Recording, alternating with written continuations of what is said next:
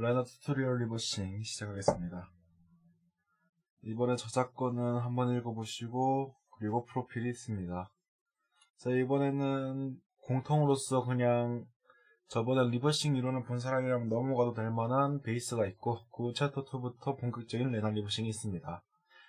그래서 챕터 1 에피소드 1인 이제 기본 정보에 대해서 알아볼 건데, 이제 먼저 소스 코드는 프로그램이 된다. 이제 여기서 소스 코드를 잘 모르시는 분은 이제 한번 검색을 해보면서 알아보는 것도 괜찮을 것 같고, 그래서 어셈블리어를 통해서 EXE가 된다 라는 거를 알아두시면 됩니다. 자, 일단 몰라도 대충 이러한 가정이 있다. 그래서 실행되면 프로세스란 놈이 되는데, 이제 챕터 1 에피소드 2인 어셈블리어에서 조금 더 자세히 보도록 하죠. 자, 어셈블리어 마지막에 어가 붙어있는 걸 보면 영어나 한국어 같이 언어인 걸 알 수 있습니다. 그리고 우리는 이걸 컴퓨터적 용어로 저급 언어라고 해요. 그래서 특징으로는 영어 단어의 줄임말이라던가 그리고 어렵다, 그리고 프로그램에 사용된다, 그래서 근원이다, 이런 것들이 있다. 그래서 어셈블리어는 어려운 이유를 갖고 있는데, 어셈블리어는 컴퓨터의 언어를 이제 사람이 볼 수 있게 영어 단어를 줄여서 사용했기 때문이다. 어셈블리어라는 언어는 이제 기계어를 다른 형태로 보여준 거다. 그래서 0과 1로 이루어진 것들이 이제 해석을 하면 이제 move라던가 add라던가 serve라던가 load effected address라던가 이런 것들, 마지막 거는 조금 약자입니다. 그래서 뭐 이렇게 읽을 수 있다. 그래서 어셈블리어는 단순해요. 근데 일상적이지 않습니다. 그래서 우리 이제 3번인 이제 도구들에 대해서 알아볼 거예요. 도구들. 먼저 우리는 비주얼 스튜디오를 사용할 건데, 이건 다운로드 받으실 필요는 없습니다. 다운로드 받으실 필요는. 그냥 사용하면서 어떻게 이제 비주얼 스튜디오에서는 코드가 기본적으로 제공한 거를 사용해서 알려줄 건데, 사실상 다운받을 필요는 없다. 두 번째로는 이제 X64 디비즈인데, 그래서 디버거라는 걸 배워 나옵니다. 디버거. 디버거는 버그를 잡는 도구입니다. 그래서 디버거는 어셈블리어와 디버깅의 기능으로 이제 프로그램의 버그를 잡는 목적의 도구다. 하지만 우리는 이걸로 분석을 할 수 있다.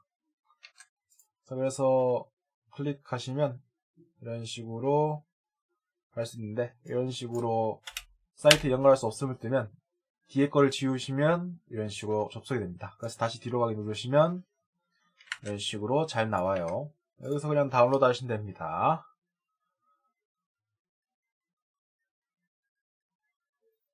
자, 다운로드 하시면 되시고, 자, 이제 두 번째로는 X64 DBG의 플러그인 매니저를 할 거예요. 이 플러그인이란 개념이 처음 들어봤으면 조금 특이할 수 있는데, 어떤 거냐면 디버거의 기본 기능 말고 사람들이 추가적으로 만든 기능들, 그래서 게임의 약간 모드들처럼 여러 가지 기능들을 사람들이 만들어 놓은 걸 이제 다운로드 받기 쉽게 관리해주는, 매니저해주는 매니저 프로그램이다. 그 다음에는 헥스 에디터로 16진수 에디터입니다. 그래서 다운로드 하셔가지고 설치해 주시면 돼요. 자, 그 다음은 디텍티드로 이제 프로그램의 어떠한 도구, 어떠한 개발 도구로, 예를 들어 비주얼 스튜디오로 개발된다던가 아니면 .NET이라던가 뭐 그런 거의 흔적을 조사해주는 도구다. 자, 이제 프로그램의 설정이라고 하는데, 프로그램의 설정을 보여주고 그거를 쉽게 수령하게 해주는 도구다. 참고 이거 말고 다른 것도 있는데, 그냥 우리가 쓸 거는 이거를 주로 쓸 거고, 나중에 하면 미리 다운받은 걸로 바탕화면 조금 더 보여드릴 건데, 좀 더 보여드리죠. 자, 이제 아무튼 이제 리소스 해커라고 해서 프로그램의 리소스를 보여주는, 자원을 보여주는 도구다. 그래서 다운로드 zip 하시면 이제 끝이 납니다. 여기까지 하시고 이제 다운로드가 다 되었다면 이것들을 뭐 준밋은 제가 쓰는 도구라서 제가 각각 알아서 풀기를 하시면 됩니다. 그래서 바탕화면에 보시면 이미 설치가 되어 있는데, 여기 HSD 같은 경우는 이렇게 실행 확인 눌러서 다음 동의합니다. 다음 이런 식으로 설치해 주시면 돼요. 그리고 나머지는 그냥 컨트롤 X키를 눌러서 잘라내기, 컨트롤 V키를 누르시면 됩니다.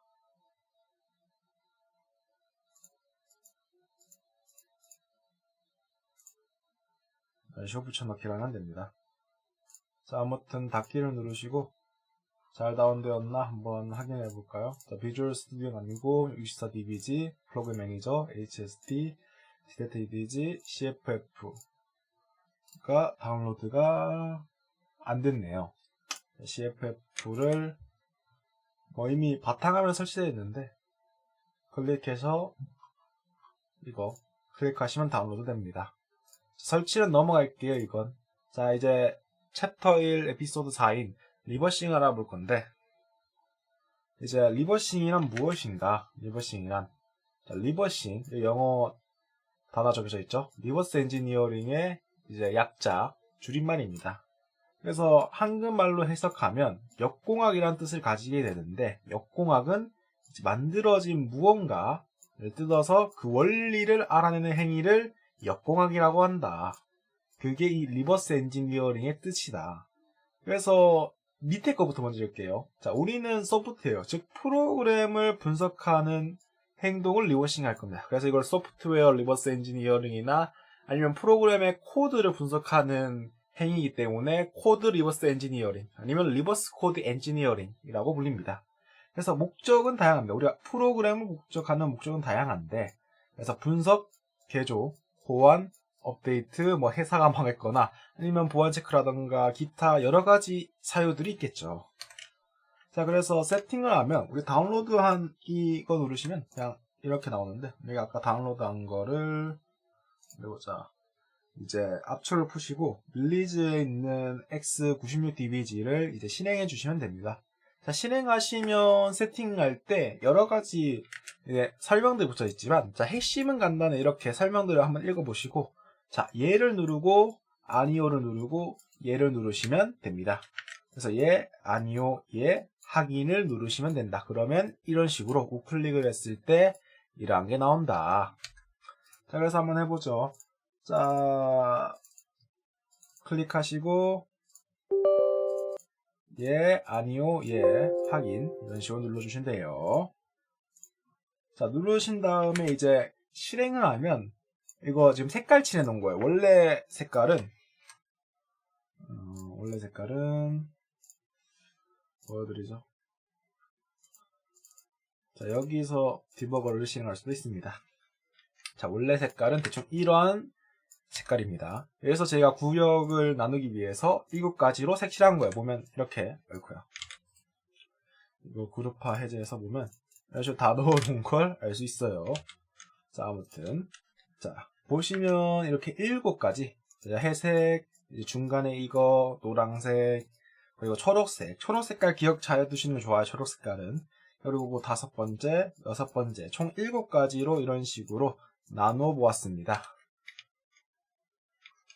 자, 이제 맨 위에 있는 우리가 이 회색깔 아니면 검은색이라고 불러도 되고 이 메뉴들에 대해서 알아볼 건데, 자, 메뉴의 창에 이름을 보면, 자, 중요한 거 PID가 나오고 프로세스의 ID, 프로세스 식별 보드가 나오고 모듈이 나옵니다. 자, 이 모듈 또한 중요해요. 이 모듈은 현재 어디를 실행하고 있는지를 알기 위해이기 때문에 이 타이틀을 잘 봐야 합니다. 자, PID는 솔직히 자주 볼 일이 없어요. 근데 모듈하고 스레드는 봐야 한다. 이거 두 개는, 이 주스레드까지는 이 스레드 ID, 이거는 TI라고 해서 하는데 이거는 볼 필요 없고, 사실상 잘 안 보고 볼 필요가 없는 건 아니라, 그래서 모듈하고 스레드의 주스레드인지는 확인해야 된다. 그래서 그거를 타이틀 바.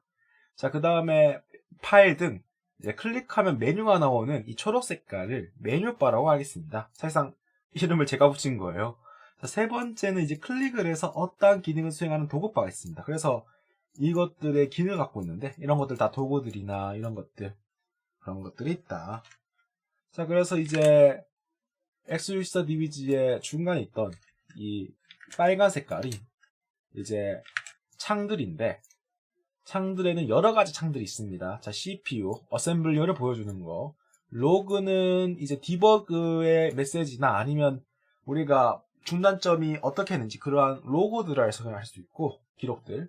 이제 메모는 메모해둔 거를 이제 확인할 수 있을 겁니다. 자, 중단점은 우리가 나중에 이제 BP, 브레이크 포인트라는 거를 관리하기 위한 거고, 이제 메모리 맵을 통해서 메모리가 어떠한 이제 구조로 되어 있는지 알 수 있습니다. 이것도 조금 더 자세히 보도록 하죠.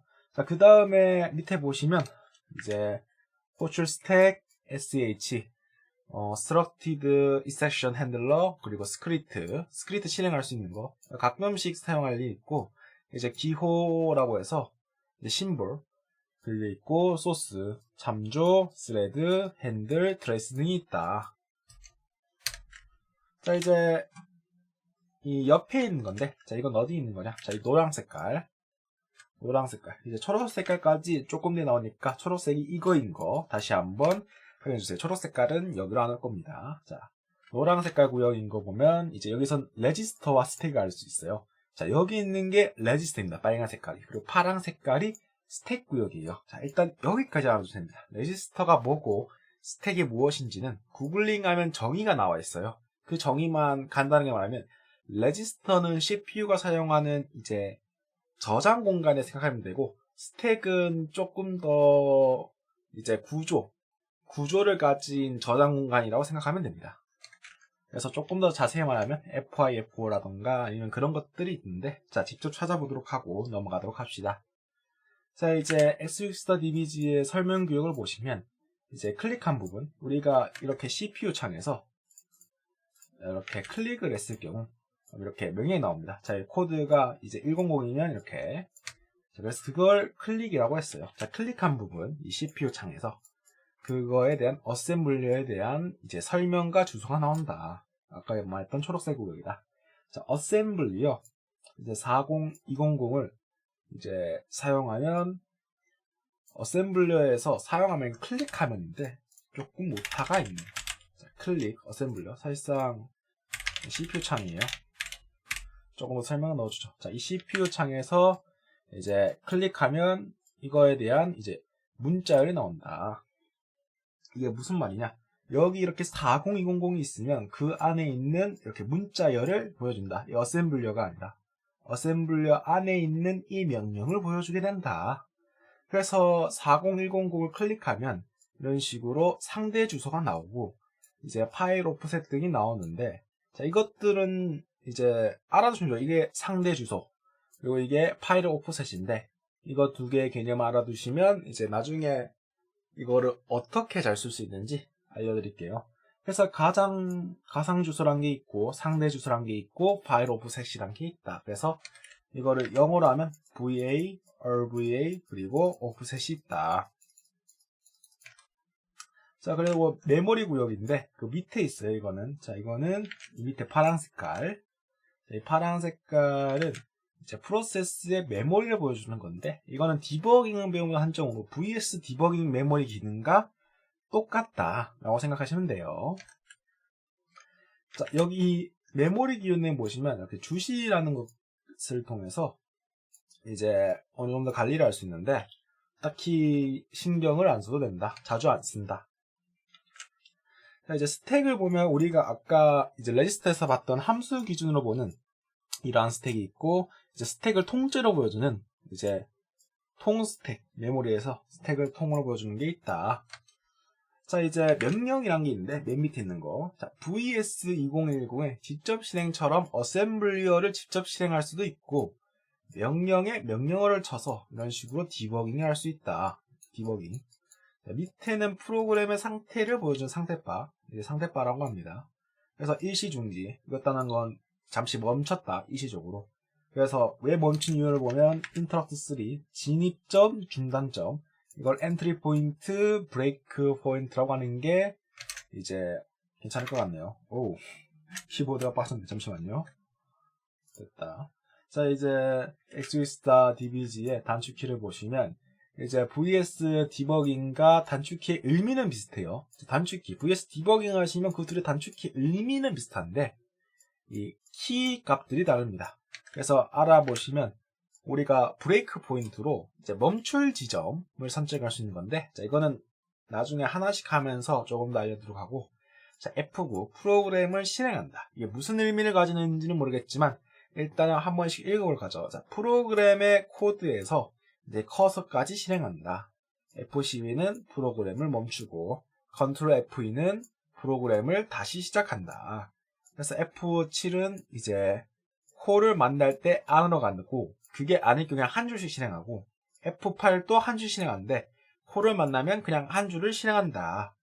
그리고 컨트롤 F9 같은 경우에는 리턴까지 실행하게 되는데 자, 이것도 나중에 어떠한 케이스에서 사용하게 되는지 알려드릴게요. 자, Alt F9는 이제 Back to the User 모드라고 해서 나중에 레나 튜토리얼 할 때 설명이 한번 나올 겁니다. 자, 그리고 컨트롤 F7을 통해서 이제 자동으로 계속 스택 인투 트레이스라고 하는 기능을 할 수 있다. 자, 이제 퍼스트 프로그램 분석인데 자, ES에서 우클릭을 해서 이 디버그 with x64dbg를 클릭하시면 이런 식으로 시스템 중단점에 도달함이라는 거를 이제 볼 수 있습니다. 자, 이제 F9를 실행을 하면 이런 식으로 메시지 박스가 나오는 거 알 수 있어요. 참고 F9 두 번 눌러야 됩니다. 이유는 이제 하면서 알려드릴게요. 자, 이제 어셈블리어 분석을 보기 전에 한번 여기까지 실행을 같이 해보죠. 자, 일단은 우리가 예제 파일을 안 다운로드 해봤는데 예제 파일은 github에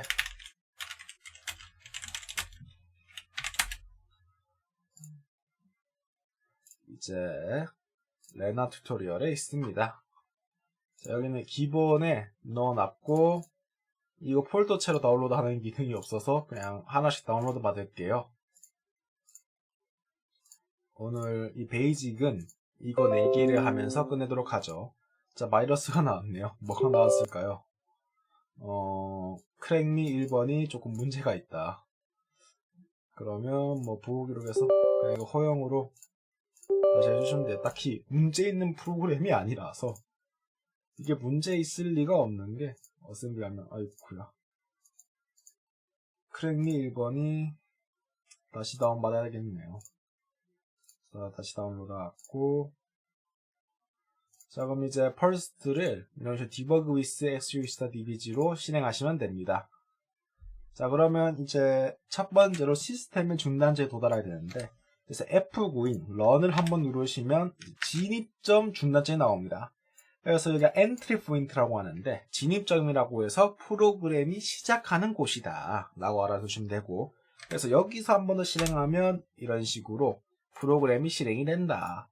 참고로 이거는 조금 뒤에 알려주겠지만 나중에는 이 과정이 귀찮아서 이제 설정 값을 하나 건드릴 수 있을 거예요. 환경 설정에서 진입점 중단점을 시스템 중단점을 빼시면 주다했죠. 자, 그 다음에 컨트롤 F2를 하면 이제 바로 진입점 중단점으로 갑니다. 그래서 이 설정을 건드려 주는 게 좋아요. 나중에 TLS라고 있는 거, Thread Local Storage 콜백이 있는 경우는 이것도 이제 중단하는 거를 멈출 수도 있고, 아니면 우리가 스레드가 이제 DLL이 로드 되던가 업로드 되던가 진입점, 아니면 디버그 문자열 등등 여러 가지 이제 중단할 거를 설정할 수 있고, 엔진을 보면 중단할 방식들이 나오는데 이제 디버그 엔진들도 나오고 뭐 예외나 디스어셈블리어, GUI, 기타 등 설정들이 나와 있다. 자, 아무튼 이런 식이 되어 있고 자, 우리 이제 실행까지 했으니까 어셈블리어를 한번 볼 겁니다. 가장 먼저 나오는 이 NOP부터 배워볼 건데 No Operation, 아무 명령을 하지 말아라 라는 의미를 가져서 그냥 공간을 채우기용 명령이라고 생각하시면 됩니다. 자, 이제 이 no 같은 경우는 이제 추후 레나 튜토리얼에서 조금 더 부가 설명드리는데 일단 여기서는 이제 공간 채우기용 명령이자 그 이유는 아무 의미가 없기 때문이다 라는 것만 알아두시면 됩니다. 자, 이제 밑에 거 보면 조금 더 자세히 나오는데 자, 넘어가서 기호 이름에 대한 도움말을 할 수 있어요. 일단 이 push라는 거를 조금 이제 자료 구조를 배우시면 스택에 이제 값을 넣는다는 의미를 가졌는데 맞습니다. 자, 이제 범프에서 이제 기호 이름에서 메시지 박스를 들어가시면 이런 식으로 들어갈 수 있는데, 자, 이런 식으로 설명을 통해 이제 알 수 있습니다. 자, 이제 들어가셔서 함수 분석법은 이런 식으로 구글에 검색을 해서 이런 식으로 알 수 있다. 그래서 우리는 MS의 공식 설명이나 아니면 각종 블로그들을 통해서 함수를 이해하시면 됩니다. 자, 넘어가서 이제 우리가 분석해둔 거를 이렇게 자료가 되었으니까 이거는 블로그로 알아보지 말고 이제 PPT를 통해서 알아보죠. 자, 제일 먼저 나오는 함수의 값입니다. 자, 핸들. 이거는 윈도우의 핸들을 의미합니다. 자, 윈도우의 핸들이란 이제 윈도우는 이제 리소스, 자원이라고 하죠. 이 자원에는 프로세스가 있기도 하고 이미지가 있기도 하고 문자열 등 그런 모든 자원들을 관리하기 위해 이제 식별하는 코드를 핸들이라고 생각하시면 돼요. 그래서 자동차 핸들처럼 그 값을 어느 정도 사용하기 위한 아이디다 라고 생각하시면 되고, 그 다음에 LPC stR은 long pointer constant string 라고 해서 이러한 의미를 갖게 된다. uint는 unsigned int 등 이런 식으로 의미를 갖게 됩니다. 자, 그래서 이것들의 자료형을 보면 핸들은 int형이고 이제 long pointer constant 이제 string은 constant char 이제 포인터가 되고 uint는 이제 말 그대로 unsigned int의 값을 갖게 됩니다. 그래서 이런 식으로 텍스트를 보시면 이 두 번째 인자로 들어간 거가 이제 설명으로 나오고 가운데 타이틀, 세 번째 인자 들어간 게 제목으로 나옵니다. 자, 아이콘 같은 경우에 이런 식으로 값을 넣어서 아이콘을 띄울 수도 있다. 그래서 아이콘의 값은 옆에 나와 있습니다. 자, 이거를 우리가 비주얼 스튜디오의 디스어셈블리와 메모리 기능을 통해서 조금 더 볼 수 있는데, 보시면 이제 인자가 뒤에서부터 들어가는 걸 알 수 있어요. 푸시되는 게. 자, 그리고 이 주소 같은 403028 같은 경우는 이제 그 주소를 갖다 되는데 그 주소 안에는 문자열이 저장되어 있다. 그래서 우리가 앞에 보았던 이것들도 이제 문자열의 주소라는 걸 알 수 있어요. 그 다음 마지막에 핸들은 0을 가집니다. 이게 무슨 의미를 가지냐면 이제 핸들이죠. handle to owner window of message box to be created. 핸들이다. 이 윈도우의 오너가 이제 생성되었을 때 이 패러메다가 0이라면 메시지 박스는 이제 이 창에 대한 주인이 없다. 뭐 그런 식으로 해석해 주시면 돼요. 자, 이제 넘어가서 우리는 이제 살짝 수정해 볼 거예요. 자, 우리는 메뉴에 있는 걸로 아이콘을 띄울 수 있게 할 수 있는데 일단은 클릭하시고 이제 스페이스를 누르시면 이런 식으로 수정 가능한 창이 나옵니다. 자, 그래서 이 아이콘의 값을 이용해서 수정하시면 되는데, 자, 하고 싶은 아이콘 값을 이렇게 정리해 놨으니까 하고 싶은 대로 수정하시면 됩니다.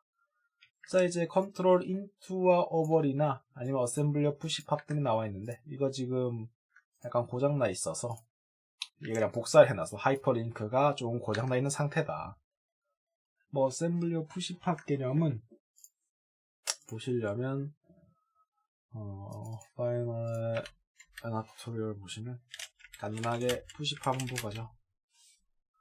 자, 그래서 푸시팝이란 거를 그림으로 보시면 푸시를 하면은 식으로 하나가 올라가고 푸시를 하면 이렇게 값을 넣고 팝을 하면 빠진다. 그래서 이러한 것만 대충 알아두고 갑시다. 자, 이제 컨트롤 F2를 통해서 실행하면서 스택을 확인해 보세요. 자, 그 전까지 하면서 이 스택 인투와 스택 오버를 또 한번 알아보죠. 자, 먼저 우리는 이거 클릭하고 스페이스, 그 다음에 10, 10, 20, 30, 40으로 이렇게 수정하시면 아이콘이 나옵니다. 이제 아이콘 하나가 나왔죠. 자, 컨트롤 F2, F9를 통해서, 아이쿠야.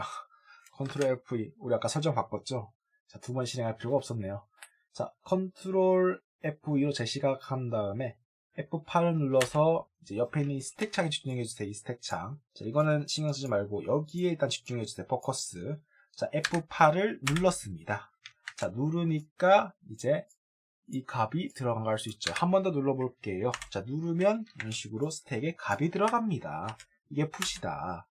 그래서 콜을 할 때 이제 F7을 눌렀을 경우, 자, F7을 누르면 이런 식으로 메시지 박스 함수로 갑니다. 그래서 만약에 우리가 실수로 F7을 눌러서 가는 경우가 많은데, 자, 그럴 때 사용하는 기능이 반환할 때까지 실행이고, 기억 안 나시면 이렇게 디버그를 통해서 이런 식으로 클릭하시면 되고, 아니면 기억나시면 컨트롤 F9로 눌러서 이런 식으로 실행하면 리턴까지 얘가 실행을 해준다. 그래서 여기서 F7이나 F8을 누르시면 다시 돌아갈 수 있습니다. 그럼 만약에 여기서 F8을 눌렀다면 어떻게 될까요? 그냥 실행합니다. 그래서 결론적으로 보면 F7이나 F8이나 한 줄씩 실행하는데, F7은 콜을 만났을 때 안으로 들어가고, 콜을 만났을 때 F7을 누르면 안으로 들어간다. 그래서 이러한 특징을 갖게 된다. 그것이 F7을 그래서 안으로 들어가기 때문에 stack into, 그리고 이제 F8을 이제 콜을 만났을 때 넘어가기 때문에 stack over라고 합니다. 자, 아무튼 자, 이런 것들이 있다. 자, 그래서 이제 프로그램은 반드시 끝내야 한다. 이거는 하나의 규칙 중에 하나입니다. 자, 그래서 프로그램이 끝나는 함수를 호출해야 되는데 없습니다. 그래서 오류가 나서 오류가 나서 여기 보면 계속 오류가 나는데, 원래는 꺼져야 좀 디버그 때문에 안 꺼집니다. 버그를 잡기 위한 프로그램의 목적 때문에. 자, 원래 가면은 오류가 나면 이제 윈도우에서 알아서 꺼줍니다. 자, 아무튼 이제 세컨드 프로그램인데, 이번에는 끝내기 위한 함수인 exit 프로세스라는 게 하나 추가되었죠. 밑에 보면. 자, 그래서 첫 번째 메시지 박스에서 얘를 누르면 yes가 나오는 그러한 흐름을 갖고 있다. 첫 번째로. 그 다음에 두 번째는 exit 프로세스인데, ends the calling process and all its thread. 이 함수를 부르는 프로세스와 그것의 모든 스레드들을 end, 끝낸다 라고 해석하시면 돼요. 그래서 버튼의 옵션들로 이런 식으로 보면 다 영어의 줄임말 어버트, 자, 이거 리트라이, 다시 시도, 아이곤, 무시, 캔슬, 취소, 이제 이거 리트라이, 이게 트라이가 있죠? 트라이, 다시 시도, 컨티뉴, 계속 이런 식으로 이제 버튼의 옵션들이 있다. 그래서 우리가 이 20과 40인데 24를 옵션이 하는 데 있어요. 그래서 이거는 아이콘 옵션과 버튼 옵션이 4죠. 4. yes, no. 이 두 개가 합쳐 있다. 그래서 만약에 우리가 여기 리턴 코드가 있는데, 그런 반환값으로 만약에 yes를 눌렀을 경우엔 6이 반환됩니다. 그래서 그 반환된 값이 조금 뒤에 나오겠지만, 일단은 아이콘과 이 버튼 설정들이 합쳐져서 나온다. 이거를 5월 연산이라고 하는데, 조금 더 코드 나오면 조금 더 자세히 말해줄 거고, 그래서 이제 그 뒤에 코드를 보면 CMP6이죠. 자, 그래서 yes를 눌렀을 경우 리턴 값은 EAX로 나옵니다. 이건 규칙이에요. 그래서 이걸 통해서 비교하시면 이 4010인 만약에 얘가 아닐 경우 not equal 같지 않을 경우 점프를 해라. 그래서 0이 아닐 경우 여기로 가서 프로그램을 끝내고 6일 경우 0이라고 하는데 실수입니다. 자, 6일 경우 이 밑에 거를 실행한 후에 이제 프로세스가 끝내는 그러한 흐름을 갖게 되겠죠. 자, 어셈블리어는 위에서부터 아래로 흐름이 갑니다. 그래서 여기서 만약에 이거 if문인데 만약에는 그 건너뛰는 거예요. 그래서 if문 같은 게 하나 있다.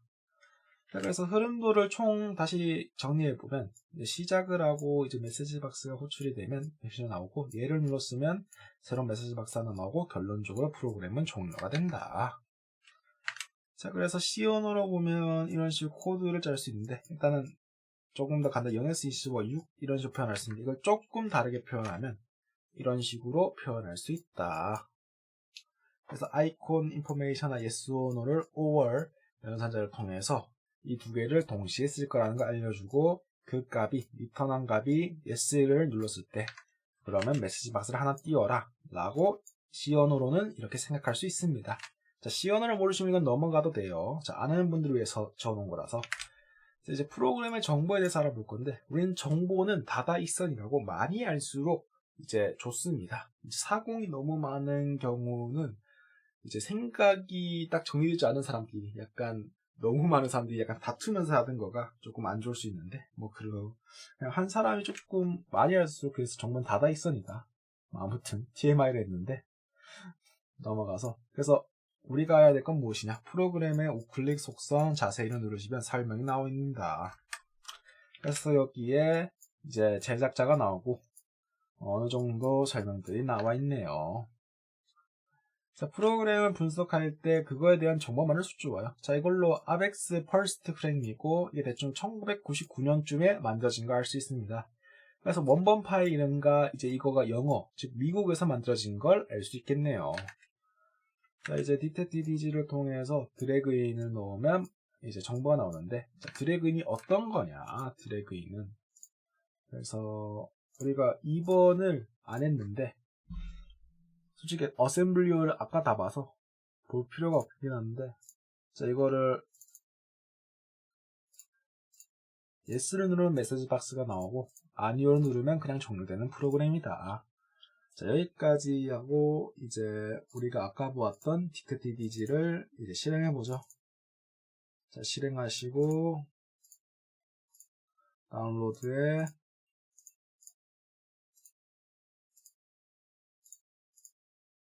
이제 크랙미 1번을 넣으시면 이렇게 드래그인을 이렇게 클릭하시고 쭉 드래그 하는 거를 우리는 드래그인이라고 합니다. 자, 그래서 보시면 이런 식으로 설명이 나와 있어요. 자, 설명을 보시면 이런 식으로 많은 정보가 나오는데 이 정보들은 계산을 통해서 나온다. 그래서 보면 P, compare 등이나 이런 식으로 C 언어식으로 나오는데, 그래서 판단 근거를 보면 심率진수를 통해서 우리가 조금 더 볼 수 있다. 그래서 P에서 비교를 한대.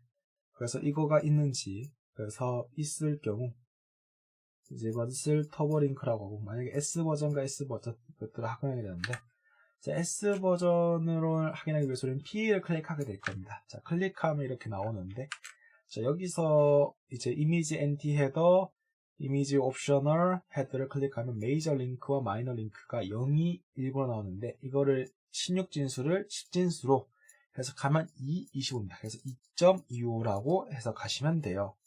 그래서 그럴 경우 이것을 델파이로 판단해라. 그래서 이 정보를 활용하면 우리는 프로그램의 정보를 속일 수도 있어요. 이러한 이제 시그니처 프로그램들을 이제 속일 수도 있다. 원리를 알면. 자, 그래서 판단 근거를 보면 이제 16진수의 눈을 다시 보면 이제 이런 식으로 나와 있다. 그래서 이것들을 조금 바꿔, 이거 03이라고 하면 조금 다르게 나오겠죠.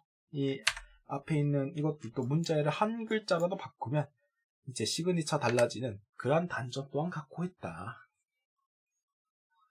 자, 이제 옆에 보이는 갈색 글이, 옆에 있는 갈색 글이 주소 안에 무슨 문자를 들어있는지 알려주죠. 참고 ESI 안에 있는 값도 알려주고, 뭐 이런 식으로 TMI 인데 이런 식으로 주소들이 나온다. 참고 크랙미 1번입니다. ABEX. 자, 그래서 보면 어셈블리어들이 쭉 나와 있습니다. 밑에 보면 JMP로 이걸 우리는 점프 테이블이라고 합니다. 자, 그래서 덱 드라이브 타입 A 그리고 EXIT 메시지 박스 이미 봤죠? 그럼 우리가 알아야 할 건 무엇이냐? get 드라이브 타입 A를 알아야겠죠. 여기 나옵니다. JMP 점 함수명들이 추가되었다.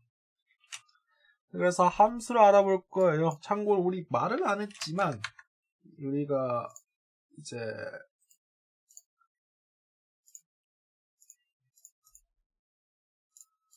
우클릭해서 뭐 이렇게 가서 뭐 이거를 이렇게 바꾸어서 뭐 이렇게 봐서 공부를 해야 됩니다. 공부한 내용을 정리해서 우리가 했을 뿐이지 이거 혼자 하신다면 이렇게 함수 나오고 사용한 걸 알기 위해서 직접 검색하고 알아봐야 돼요. 그래서 많이 알아야 됩니다.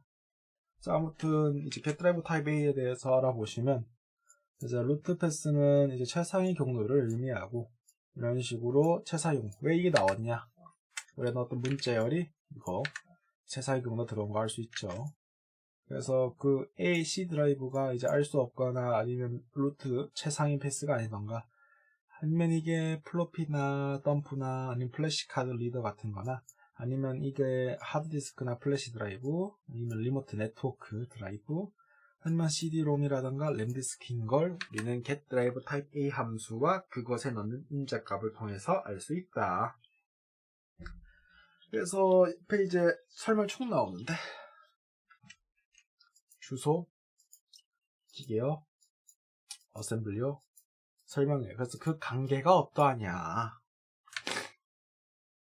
그래서 우리 이거 알기 전에 한 가지 또 지식을 알아봐야 됩니다.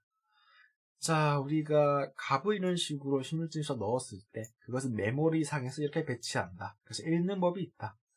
자, 리틀엔디아는 이런 식으로 1, 2, 3, 4, 5, 6, 7, 8 이런 식으로 읽어야 되고 빅엔디아는 그냥 1, 2, 3, 4, 5, 6, 7, 8이라고 읽으시면 됩니다. 그래서 리틀과 빅엔디안의 개념을 이제 활용해서 이제 이거를 보시면 이제 리틀엔디안 거 볼 수 있죠? 이거 읽으시면 00, 40, 20, 00 그래서 40, 20, 00이라는 걸 알 수 있고 그래서 이제 콜이나 제이 같은 걸 보시면 이 두 개는 다음 어셈블리어 주소인 이거를 통해서 이제 플러스 연산을 통해서 주소를 계산하는 그러한 규칙들을 하고 있다. 그래서 이 규칙을 알면 우리는 뭘 할 수 있냐? 이런 어셈블리어 규칙들을 알면 나중에 이 어셈블리어로 스페이스 고칠 때 조금 더 이 어셈블리어를 어떻게 고쳐야 할지 그런 것들을 알 수 있습니다. 그래서 이러한 규칙들을 알아두시면 좋고 자 이제 프로그램이 실행될 때 이제 순서를 보면 이런 식으로 쭉 나와요. 쭉. 첫 번째 메시지 박스가 끝나면 두 번째 메시지 박스가 나오고 그 메시지 박스의 내용에는 Make me think your hard disk is a CD-ROM 그래서 뭐 한국말로 번역하면 너의 하드디스크를 CD-ROM으로 생각하게 만들어봐. 밑에 거는 그냥 바로 한글 읽을게요. 이건 CD 드라이브가 아닙니다. 그래서 제목 보면 에러라고 돼 있죠. 자 이제 문제율을 보면 이런 식으로 나와 있지만 문제로 만들어진 거는 16진수 통해서 힌트가 있지만 이건 없다. 나쁜 예제 들고 왔네요. 없는 건데 이거 들고 왔어. 자, 뭐 아무튼 이러한 거를 읽으시면 저기 어떤 거에 나오죠? 자, CD-ROM으로 생각하게 만들어봐. 이게 핵심이다. 자, 이제 어셈블리어를 통한 흐름들을 보면 이제 CD-ROM을 핵심하는 게 핵심인데 그러면 이 값이 6이 되어야 하는 걸 알 수 있어요. 참고로 1번은 윈도우 10에서 조금 이상하기 때문에 그냥 쭉 설명을 볼 거예요. 자, 목적은 CD-ROM으로 인식시키는 거예요. 그리고 우린 2000년도 초반에 비해서 지금은 CD-ROM, 즉 CD를 읽는 것 자체를 우린 잘 안 하죠. 요즘 누가 CD를 읽어요? 그런 짓을 하는 사람은 잘 없죠. 자, 하지만 우리는 이제 ISO 파일을 통해서 이제 CD-ROM을 만들 수 있습니다. 정확하게 가상 CD-ROM이죠. 자, 이걸 통해서 우린 드라이브를 만들 수 있어요. 저는 C하고 D 드라이브가 있기 때문에 그 다음 드라이브인 E 드라이브로 생성되었습니다. 그래서 이거는 개인마다 다를 수 있으니까 확인해 보시고 이제 덤프에서 따라가기를 여기서 보면 덤프에서 따라가기로 누르셔서 편집할 수 있어요. 이건 또 보여주셔서 바꿔야겠네요. 일단 설명 쭉 읽고 가죠. 자, 덤프에서 따라가기를 해서 이런 식으로 보이면 그거를 이렇게 수정할 수 있는데 하나 클릭해서 이렇게 수정해도 되고 아니면 조금 더 클릭하셔서 바이너리 편집을 통해서 편집할 수 있다. 자, 그 다음에 패치를 통해서 파일 패치로 프로그램을 저장하면 됩니다. 이건 실습해봐야 할 것 같아서 한번 해보자. 문제 여기서 마우스 우클릭, 덤프에서 따라가기. 여기 보면 402094를 따라가야 되죠. 우리가 해야 될 건. 그래서 이걸 클릭해야 됩니다. 자, 그 다음에 이거 하나 클릭해서 스페이스 누르고 65로 하면 2가 나와요. 근데 이거를 한 이 네 글자 정도 클릭하시고 한 바이너리 편집기에서 편집을 누르시면 아니면 컨트롤 1을 누르시면 이렇게 나오는데 여기서 이렇게 편집을 해주시면 됩니다. 대충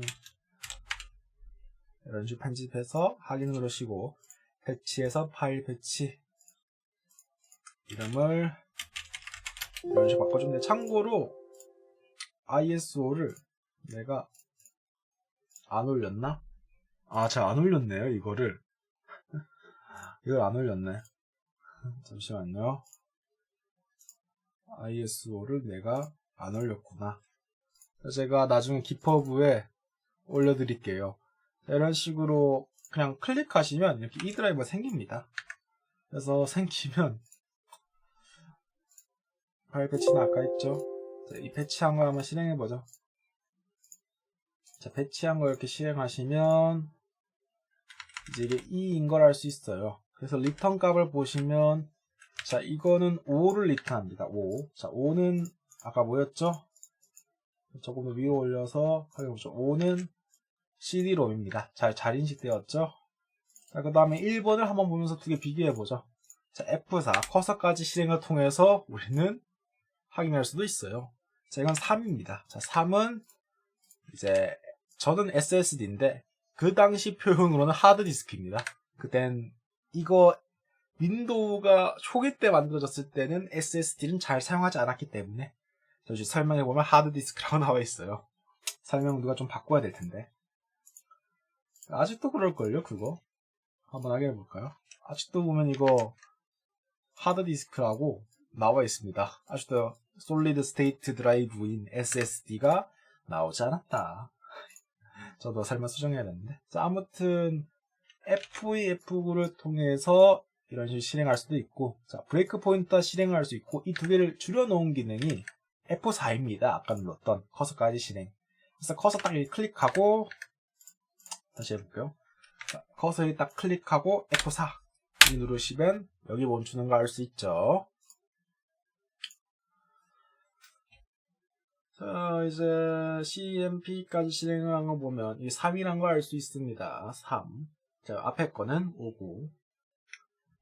자, 근데 이거 두 개가 다르기 때문에 윈도우 10 현재 최신 버전 기준으로는 좀 구하지 않습니다. 자, 그래서 이 1990년도를 통해서 XP로 실험할 수 있는데 XP로 실행했을 때도 똑같이 오류를 했어요. 똑같이 오류가 났는데 우리가 디버그로 실행했을 때 조금 달랐습니다. 자, 디버그로 실행하니까 이 EXI 값이 시작값이 0이었어요. 그럼 이거의 시작값은 무엇이었을까요? 이거 시작값은 40105였습니다. 그래서 이제 이 두 개 값이 최종적으로 연산을 한 결과가 같기 때문에 제의를 한다. 참고로 옆에 이 increase나 decrease란 명령들이 있는데 이 명령들이 한번 딱히 중요하진 않아서 그냥 넘어갔는데 이거 조금 해석에 방해할 수 있는 요소인데 자 보시면 increase의 경우 EXI의 값에 뿔뿔인 EXI 값을 1 더하는 기능을 갖고 있고 이 decrease는 1 마이너스 하는 걸 갖고 있습니다. 자, 이 JMP는 바로 밑에 거에 가기 때문에 딱히 상관이 없어요. 참고 EB 이거 00은 다음 주소 기준이에요. 그건 다음 주소를 바로 가르치기 때문에 그냥 의미가 없다. 그리고 저거는 나중에 AS 에러이라고 어드레스 레이아웃 이제 스페이스 랜더마이즈라고 해서 이제 메모리의 구역을 레이아웃을 이제 랜덤화하는 그러한 기능을 했을 때 저 콜 다음 주소로 해서 이제 EIP의 주소라 해서 하는 그런 더러운 걸 배워볼 거예요. 언제 한번 기회 되면 제가 한번 해보죠. 자, 아무튼 자, 패치를 통해서 이런 식으로 우리 SP를 더 좀 알아봤고 자, 최종 정리하면 자, 아벡스 크랙미 1 프로그램을 보면 이제 옛날 프로그램 때문에 윈도우 10과 호환성이 별로 좋지 않다. 그래서 뭐 참고 기억상으로 보면 자, 초기 한 2018년쯤에 했을 때는 이게 되던 걸로 기억하는데 지금은 안 됩니다. 그 이유는 잘 모르겠네요. 자, CMP에서 안 되는 이유는 이제 ESI 값이 0이 아닐 걸로 추측을 합니다. 자, 아무튼 밑에 거는 멈추고 읽어보시고 이제 넘어가도록 하겠습니다. 자, 이제 흐름을 보시면 시작하고 호출하고 getDrive 타입을 호출해서 프로그램이 종료된다. 자, 흐름도 어떻게 되는지는 이제 어셈블 봤으니까 어느 정도 이해하셔야 됩니다. 자, 이거를 이제 JMP를 통해서 무조건 점프하게 만들 수 있거든. must 점프예요. 그냥 must 점프. 그래서 무조건 점프한다는 걸 JMP라고 한다. 자, 스페이스를 통해서 이제 수정하시면 되는데, 어셈블리어에서 이제 컨트롤 G를 통해서 주소를 검색할 수 있습니다. 여기까지 한번 해보죠. 자, 2번 E 드라이브는 끄시고, 이제 원본 키신 다음에 스페이스에서 JMP로 수정하시면 됩니다. 참고로 우리는 조금 더 최적화하고 싶다. 그럼 바로 여기다 박아도 됩니다. 여기다 박으면 여기로 바로 가겠죠. 흐름을 이해했으면 우리가 그 흐름을 우리가 이런 식으로 고칠 수도 있어요. 어떠한 흐름을 만들든지. 로케이션. 이 옆에 나온 파란색깔이 나와서 하는데, 자, your 패치, 당신의 패치는 오버랩, 리로케이션, 그래서 재배치 구역이란 게 나와요. 아까 말했던 AS 에러이라는 구역입니다. 그래서 재배치하는 구역에서 오류가 날 수도 있다. 뭐 그렇기 때문에 이거는 밑에 걸 수정하죠. 그래서 재배치 구역을 잘못 건드리면 망하기 때문에 밑에 거 패치하고 파일 패치해서 이번에는 JMP 패치니까 JMP라고 이름을 붙이죠. 자, 이런 식으로 그냥 여기 실행하시고 보면 F8로 SBox하고 getDrive5로 하고 JMP 가서 SBox를 실행하고 프로세스를 종료하는 그러한 걸 할 수 있다. 그래서 컨트롤 G를 통해서 주소 검색을 할 수 있는데, 우리 주소 검색 기능을 컨트롤 G 눌러가지고 이렇게 뭐 앞에 가서 40 문자를 적어보고 싶다. 40200000 이런 식으로. 아이쿠야, 여기서 하는 어셈블리가 참가구나. 자, 이랬을 때는 이제 마이너스 키를 누르시면 원래대로 돌아가요. 자, 그래서 밑에 거 이거 클릭하시고 컨트롤 G 402000을 하시면 여기서 갑니다. 이렇게 문자를 확인할 수 있다. 자, 가시면 이걸 검색하면 이렇게 나오는데, 이런 식으로 코드를 리틀로 읽을 수 있죠. 참고 FF25는 절대 주소라는 말인데 TMI니까 나중에 마시고 돌아보다 보면 제가 하는 말 조금 이해할 수는 있겠죠. 자, 아무튼 지금은 이러한 것들을 읽을 수 있다. 이렇게. 그래서 다른 방법으로는 그래서 덤프에서 따라가기 위해서 상수를 눌러서 갈 수 있다. 자, 그래서 어디 보자. 마지막 분한테. 그래서 어센 클릭, 우클릭, 덤프에서 따라가기 기능을 통해서 할 수 있다. 그 방법은 이거다. 이거 왜 슬라이드가 가려져 있지 않지? 뭐 아무튼 함수의 주소를 또 리틀엔디안으로 저장한 걸 알 수 있습니다. 이거 왜 슬라이드가 가려져 있지 않을까요? 뭐 아무튼 자, 이게 무슨 말이냐? 우리 이 주소를 읽어가지고 컨트롤 G를 통해서 40, 30, 50을 클릭해서 이런 식으로 함수 주소들을 확인할 수 있어요. 보시면 이게 getDriveTypeA 맨 앞에 것이 한 푸시 EBP고 여기 보면 move EDI, EDI가 있는데 이거를 그냥 덤프에서 클릭해서 상수 누르시면 이렇게 갈 수 있고 이것도 덤프에서 클릭 상수하면 이런 식으로 갈 수 있다. 자, 그래서 코드들을 보면 이거 F7 눌러보죠. F7 누르면 콜 했을 때 이렇게 스택에 추가되고 그 후 JMP를 통해서 가는 구조임을 알 수 있습니다.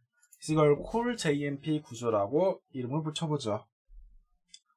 자, 그래서 이 주소 안에 이 함수의 주소가 있다. 그게 핵심이고, 자, 그리고 이 주소 또한 리틀엔디안이다. 참고 함수 주소는 여기 보이는 것과는 다를 수 있는데 그 이유도 AS 에러, 주소가 레이아웃에 따라 랜덤화되는 그러한 현상이기 때문이다. 자, 이제 ABEX 3번까지 하고 이제 드디어 끝낼 수 있겠네요. 자, 지금 몇 분 동안 이 말소리를 하고 있는지 모르겠는데 벌써 50분이군요. 자, 이제 크랙미 3번을 보시면 이제 문자열로 문제의 의도를 또 주었어요. C 파일을 체크해라. 그래서 어셈블리 이렇게 쭉 나옵니다. 자, 이 두 개 추가됐죠. create file A와 get 파일 사이즈가 추가되었네요. 함수가 몇 개밖에 안 보았는데 저는 몇 배로 힘든 것 같아요. 자, 이제 필요한 정보만 뽑아서 한번 보시면 create 파일에 의해서 이제 이거는 파일을 생성하는 명령입니다. 근데 이거를 읽을 때도 create 파일 A를 써요. 중요한 거. create라고 해서 생성하는 게 아니라 읽을 때도 create 파일 A를 통해서 읽어요. 참 특이하죠? 자, 이 create 파일 A라는 거는 파일이 있는지 없으면 생성하기도 하고 있으면 그걸 읽기도 하는 그러한 기능을 갖게 됩니다. 자, 아무튼 이런 식으로 권한들이 있는데 읽기, 쓰기, 실행, 그리고 모든 권한은 읽기, 쓰기, 실행 외 다른 권한들까지 포함한 그러한 기능들이 있고, 그래서 이 DW create disposition이나 아니면 DW flag and attribute를 통해서 여러 가지 설정들이 나와 있는데 읽어주시면 감사할 것 같고, 뭐 딱히 함수라는 거는 그냥 어떻게 쓰이는지만 대충 알고 넘어가도 가끔씩 너무 자세히 쓰는 경우가 아닌 이상은 이제 괜찮기 때문에 넘어가도록 하죠. 자, 이제 정리를 하시면 같은 별도 기준 이거를 이제 절대가 아닌 상대 주소, 상대 폴더 주소 기준 이제 ABEX L2C 파일을 read 권한, 읽기 권한입니다. 여기서 우리는 이 파일이 읽을 거라는 걸 알 수 있어요. 생성하는 게 아니라. 그래서 만약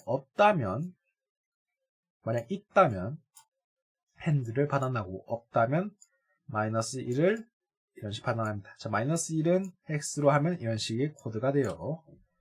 자, 핸들은 이제 파일을 자동차의 핸들처럼 조종하기 위한 값이다. 아까 했던 핸들의 개념을 다시 말하면 윈도우의 리소스 팀, 프로세스나 그 모든 자원들을 핸들이라고 하고 그걸 조정하기 위한 값이 핸들이다. 좀 어렵죠? 자, get 파일 사이즈를 통해서 파일의 사이즈를 읽을 수 있습니다. 그래서 h 파일 핸들을 넣고 lpd 워드 이걸 통해서 사이즈의 크기를 넣을 long pointer d 워드 long pointer를 읽을 수 있어야 돼요. 그냥 대충 long pointer인데 그거의 사이즈가 d 워드다. 4바이트다. 그래서 대충 int 포인터겠네요. 여기 보면 그래서 주소가 들어간 걸 알 수 있죠. 이 주소에 이제 파일 사이즈를 넣어라 라는 걸 알 수 있겠네요. 아니 그냥 보시면 리턴 값으로 나오게 EX로 그럴 필요가 없었네요. 아, 실수했네요. 죄송합니다. 자, 인자 값이 D에서부터 간다고 했죠. 이거 그냥 0이에요. 0이면 그냥 신경 쓰지 맙시다. 0은. 그래서 H 파일 우리 위에 있는 핸들이 EAX로 나오는데 그 핸들을 여기 넣고 다시 푸시 이걸 통해서 핸들 값을 넣어줍니다. 실수를 했네요. 죄송합니다.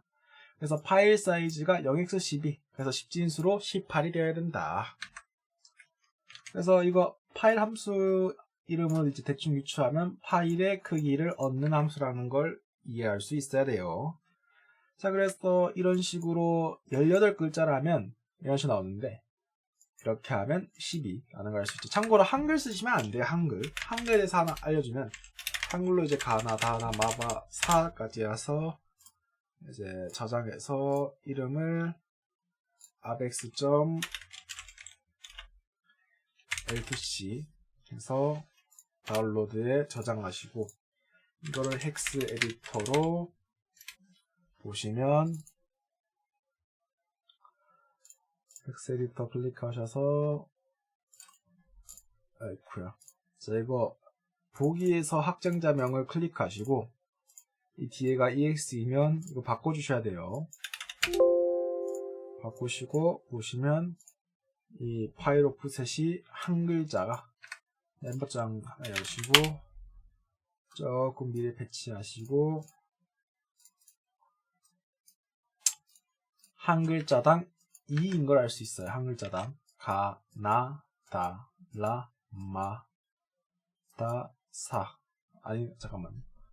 가나, 다라, 마바, 다, 사. 조금 더 기네요. 한글을 표현하려는데 생각보다 길어서 조금 더 펴기 편하게 가 AA 두 개 넣고 다시 수정해서 한번 보도록 하죠. 그럼 바뀌었죠? 자, 이게 한글이 하나당 3이 되었네요.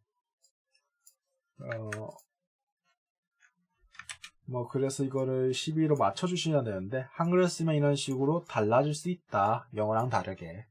그래서 영어나 숫자로 해주시는 게 좋아요. TMI로 그 이유는 이제 미국에서 컴퓨터를 개발했기 때문에 미국 정보 교환용 코드인 ASCII를 사용하기 때문이다. 자, 그래서 이거 총 다시 고쳐서 메모장 다시 켜시고 메꿨지? 다운로드해서 클릭하시고 1, 2, 3, 4, 5, 6, 7, 8 9, 0, 1, 2, 3, 4, 5, 6, 7, 8로 18글자를 딱 맞춰 줍시다. 저장하신 다음에 크랙리 3번을 실행하시면 이제 키 파일이 맞다는 거를 이제 메시지가 나오겠죠. 자, 우리는 이거를 노 패치를 통해서 이제 JMP를 안 하게 할 수도 있다. 그래서 우리는 이걸 할 때 잔존 바이트를 노브로 채우기를 클릭해야 되고, 안 할 경우를 이제 알려드릴게요. 여기 위에 설명이 나와 있지만 그냥 직접 보여주는 게 나을 것 같아서. 자, 디버그 누르시고, 자, 먼저 실행하시고 파일이 있는데, 노브로 하면 이 밑에 거가 하나 조금 이상하게 되었죠. 3C. 그래서 이거를 크기를 맞춰 주셔야 됩니다. 안 그러면 밑에 어셈블리어가 잘못 해석돼요. 그래서 우리는 이걸 방지하기 위해서 잔존 바이트 노블 채우기에서 이런 식으로 해줘야 됩니다. 참고로 이럴 경우 약간의 문제점이 있는데, 어떤 문제점이 있냐? MoveEX1 같은 거 했을 때, 자, 그 밑에 명령까지 한번 보시죠. 밑에 명령까지 크기가 안 맞으면 두 개가 사라질 수 있다. 그래서 이런 것까지 알아두시면 이제 어셈블리어를 수정할 때 이 기본적인 두 개는 알아두시면 좋고. 자, 노 패치 다시 해서, 참고로 우리가 이 패치 파일을 내보내기를 통해서 내보내시고 컨트롤 F2 하신 다음에 패치 파일을 가져오기로 불러올 수도 있습니다. 아무튼 이제 패치를 통해서 항상 always니까 no 패치니까 no를 하나 붙여서 끝내도록 하죠. 자, 우리가 이제 이 파일이 제거하시고 보면 하나는 오류가 뜨고, 우리 패치했던 거가 이거는 이제 우리가 흐름을 대개 J분들을 이동 못하게 높 처리를 했기 때문에 이제 성공 메시지 박스를 띄우는 걸 알 수 있습니다.